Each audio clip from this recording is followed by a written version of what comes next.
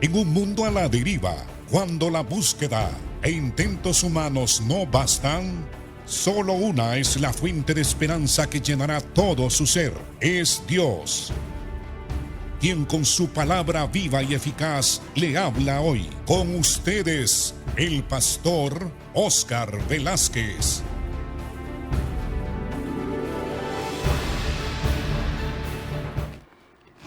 Dios les bendiga, amados hermanos y hermanas y amigos que escuchan este programa Viva y Eficaz.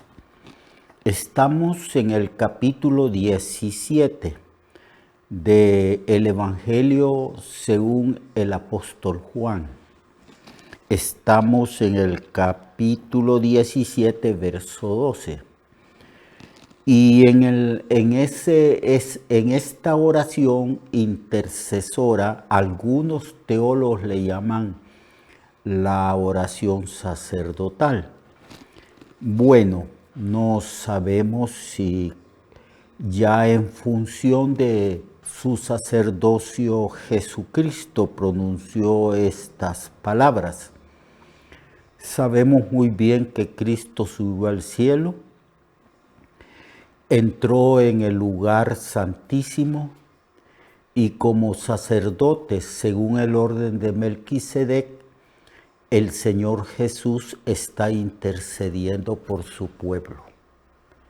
Ya lleva un poco más de 2000 años de ejercer esta función, este ministerio de sumo sacerdote según el orden de Melquisedec.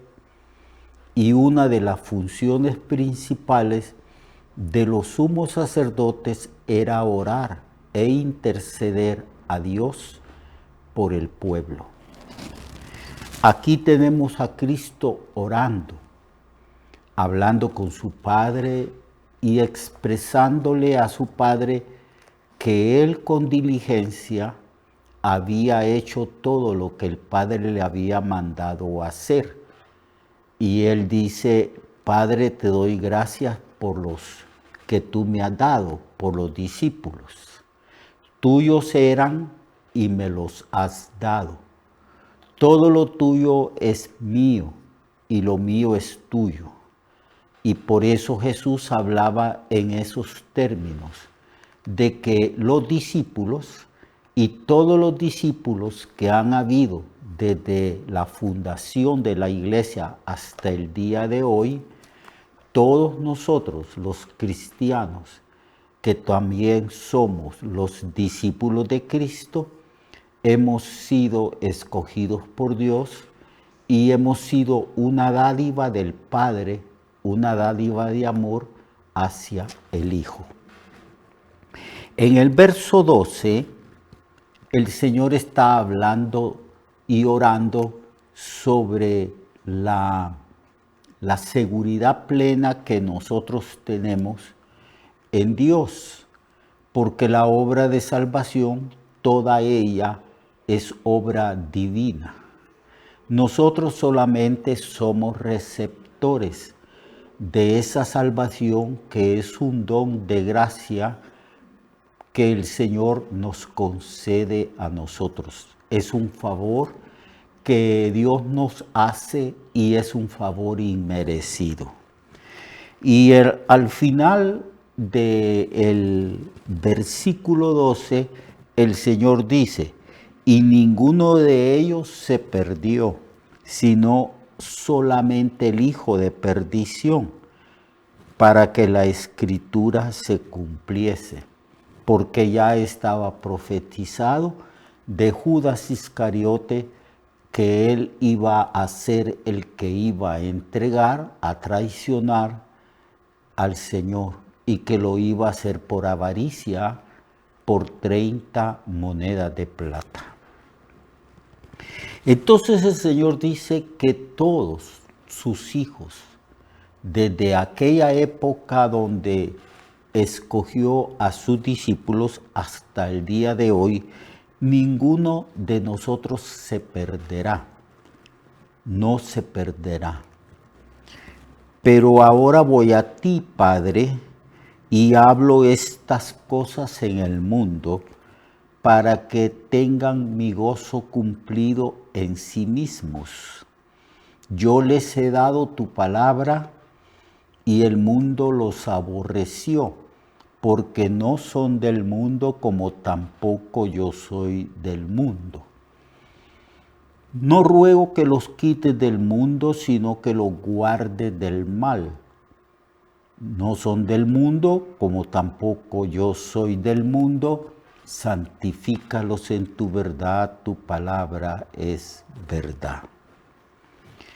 Entonces, en esta oración, después de que Cristo, amados hermanos, declara que nosotros somos una dádiva del Padre al Hijo, porque ciertamente el Padre le promete al Hijo que el Hijo va a tener un pueblo muy especial, una iglesia que también se declara de que esta iglesia es la futura esposa de Cristo, como Pablo declaró a los corintios, como una iglesia local.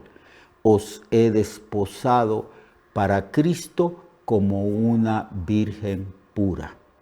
En el libro de Efesios se declara de que el Señor está perfeccionando a la iglesia para que sea una iglesia santa, pura, sin mancha, sin arruga, una iglesia gloriosa para presentarla a Cristo, para que Cristo se despose con ella. Aquí pues entonces el Señor declara que todos sus hijos tienen plena seguridad de salvación. Yo les he dado tu palabra y ellos han guardado tu palabra, pero el mundo los ha aborrecido. Eso ha sido una constante a lo largo de la historia de la existencia de la iglesia, hermano. La palabra de Dios contiene los principios éticos y morales, los principios de convivencia y de vida en el reino de Dios. Y la palabra de Dios es contraria a los conceptos culturales del mundo que se basan en el pecado, en el placer pecaminoso, en la competencia, en la fuerza, en la injusticia, en la maldad y en el placer pecaminoso. Esos son antivalores, mas Cristo declara que el mundo nos va a aborrecer porque nosotros tenemos otras normas de vida, otro estilo de vida. Porque nuestra vida, nuestra conducta se basa en la obediencia a sus mandamientos, a sus principios y a sus enseñanzas que no son de este mundo, sino que provienen de Dios. Estamos en el reino de Dios. Y por esa razón el Señor dice que como nos dio su palabra para que nosotros amoldemos nuestra vida, para que nosotros nos sometamos nuestra vida a los mandamientos de la palabra de Dios, el mundo nos va a aborrecer. El mundo nos ve a nosotros como una amenaza. El mundo se siente como juzgados por la iglesia, no porque la iglesia haga juicio sobre el mundo, sino porque la iglesia tiene una forma peculiar, única, singular de vivir en una vida de justicia, de santidad, de gozo y de adoración a Dios. Y al vivir así, el mundo nos aborrece. En lugar de admirarnos por el estilo de vida que tenemos, el mundo reacciona con odio en contra de la iglesia. Eso está bien claro en esta oración que el Hijo dirige a su Padre Celestial. Él dice, yo les he dado tu palabra. Y el mundo los aborreció porque no son del mundo, como tampoco yo soy del mundo. En otra ocasión Jesús dijo, el mundo ama lo suyo, pero nosotros ya no somos del mundo. Éramos del mundo, pero el Señor nos llamó, el Señor nos santificó y nos justificó.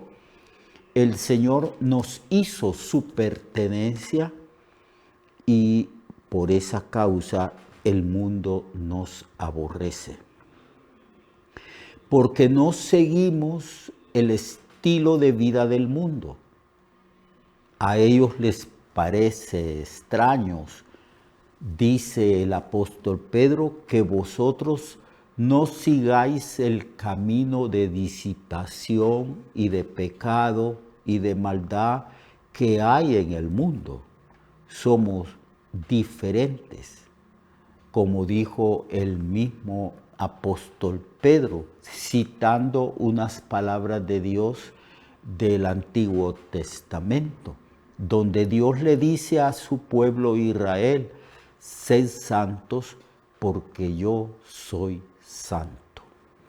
Es por esa razón, amados hermanos y hermanas, que el mundo nos aborrece totalmente. Y Pedro dice que somos como extranjeros y como peregrinos en este mundo. No pertenecemos a este mundo. Nosotros somos del cielo, de donde también esperamos a nuestro Señor y Salvador Jesucristo, que pronto viene por su pueblo.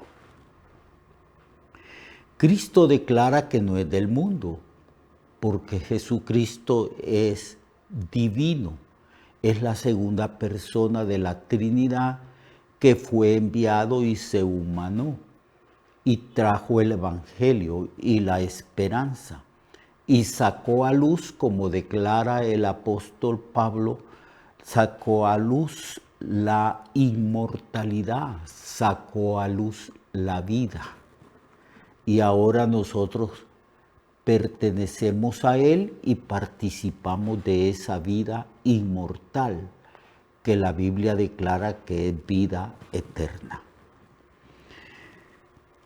No ruego que los quites del mundo a pesar de ese aborrecimiento que el mundo tiene contra la iglesia, sino que los guardes del mal, que los guardes del maligno y que los guardes de todo mal que hay en el mundo y de toda tentación y de todo pecado. Eso es lo que ruega y sigue rogando Cristo, porque Cristo se ha constituido en el único mediador entre Dios y los hombres, y Él intercede por la iglesia. Entonces el Señor dice, yo no te pido que los quites del mundo, porque no podemos ser quitados del mundo, porque nosotros somos los que damos testimonio del Evangelio, de la gracia y de la esperanza de vida eterna que está en la persona de Jesucristo. No podemos ser quitados del mundo. Si fuésemos quitados del mundo, el mundo se quedaría sin testimonio y ya no habría esperanza alguno para un mundo lleno de maldad. No ruego que los quites del mundo, sino que los guardes del mal. Porque aquí podemos nosotros ser tentados. La Biblia declara que por lo menos hay 3 enemigos naturales del cristiano, que es el mundo y su sistema organizado por Satanás.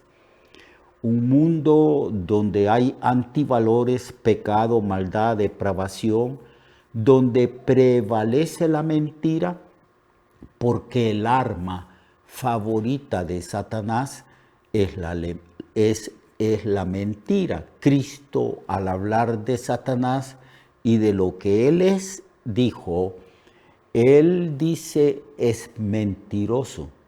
Ha sido mentiroso desde el principio. Cuando se habla de la mentira, de suyo, de la naturaleza misma del diablo, se está hablando. Él no permaneció en la verdad. Y amados hermanos y hermanas,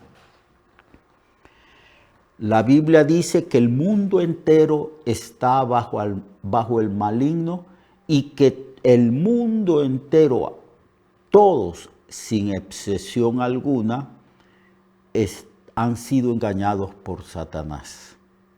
Nosotros hemos sido tomados por Cristo y ahora pertenecemos al reino de Dios, donde el principio es la verdad. Somos de la verdad, hablamos la verdad, vivimos la verdad y transmitimos esta verdad del Evangelio de Jesucristo a un mundo que está sometido a Satanás y engañado por el mismo diablo. Entonces el Señor dice, yo te pido que lo guardes del mal. No son del mundo, como tampoco yo soy del mundo. Y luego dice, santifícalos en tu verdad, tu palabra es verdad. En este mundo prevalece, crece, se cultiva y se reproduce la mentira. Cada vez que pasa un día, una semana, un mes, un año, más sumergido está este mundo en el engaño de Satanás. No hay manera salvo que una persona se convierta a Cristo y que sea iluminada esa persona por la acción del Espíritu Santo. Y que por acción del Espíritu Santo el hombre o la mujer pueda comprender la verdad del Evangelio. Solamente así puede el hombre escapar de la trampa del engaño de Satanás. Entonces el Señor dice, no los quites del mundo, porque tenemos la misión de predicar el Evangelio. No somos del mundo y entonces el Señor dice, santifícalos, presérvalos, apártalos en la verdad. Tu palabra es verdad. Por eso, hermano, lo característico en el culto que nosotros los cristianos hacemos a Dios, los cristianos evangélicos que hacemos a Dios, es que nuestro culto radica en que adoramos a Dios, le damos gracias, glorificamos su nombre, pero en el culto que nosotros hacemos para Dios, para la gloria de Dios, ahí nosotros, los que adoramos al Señor en espíritu y en verdad, recibimos la instrucción de su palabra. Su palabra es básica, es esencial. No podríamos ser salvos prescindiendo de la palabra de Dios. Por eso predicamos en cada culto, enseñamos, instruimos a la congregación, porque esa palabra es la verdad de Dios. Es lo que Dios revela a su pueblo, a su iglesia, respecto a todo lo que hay en el reino de Dios. Es la verdad de Dios para su pueblo. Cuán esencial, básico, necesario que el pueblo de Dios lea, medite y estudie en las Escrituras, porque es el instrumento que Dios utiliza para santificar su iglesia, para darle identidad a su pueblo. Es la palabra lo que determina la conducta del cristiano, del discípulo del Señor. Santifícalos en tu verdad. Tu palabra es verdad. No apartarnos, no torcer las Escrituras, no imponer los criterios humanos y doctrinas humanas sobre las Escrituras, no imponer las tradiciones religiosas sobre las Escrituras, que nosotros mantengamos pura la enseñanza de la palabra de Dios a la membresía. Mañana vamos a continuar hablando sobre esta petición que Jesús le hace al Padre. No los quites del mundo, pero Señor, santifícalos en tu verdad. Tu palabra es verdad. Hasta mañana, amado hermano y hermana. Dios les bendiga. Amemos la palabra de Dios porque es la verdad y es la regla de conducta autoritativa para que nosotros rijamos nuestra vida por medio de las palabras de Dios. Hasta mañana y Dios le bendiga.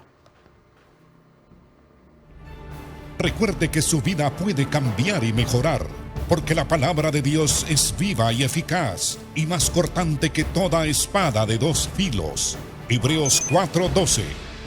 Nuestra oración y deseo es que esta palabra predicada lleve mucho fruto. Le esperamos en el próximo programa, a esta misma hora y en esta misma estación.